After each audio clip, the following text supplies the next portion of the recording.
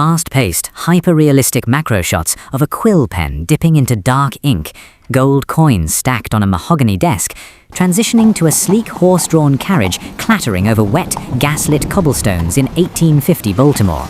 Sound of heavy rain, rhythmic horse hooves, and a ticking clock building tension under a low, pulsing bass synth. In 1850, human beings were the dominant financial asset in America.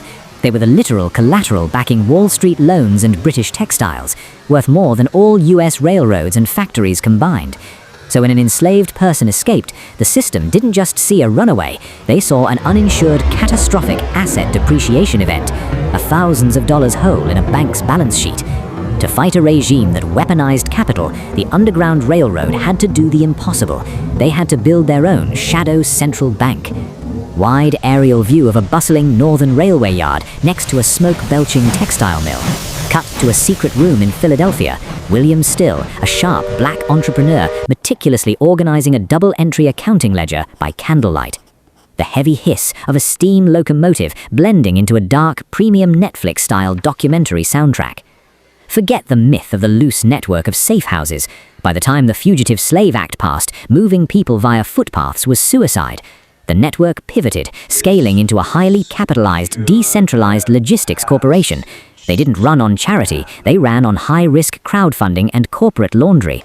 Wealthy northern elites funneled thousands into legitimate business fronts, which black entrepreneurs transformed into liquid operational cash. Close-up of silver coins being passed in a dark alley to a white train conductor. Cut to a massive commercial cargo ship at a southern dock. Free black mariners covertly guiding passengers into hidden compartments beneath cotton bales. The mechanics were brilliant. Field managers like Harriet Tubman operated with corporate precision. They used code, labeling donors as stockholders and passengers as freight. They weaponized behavioral economics, using cold hard cash to bribe Southern telegraph operators, railway workers, and border guards.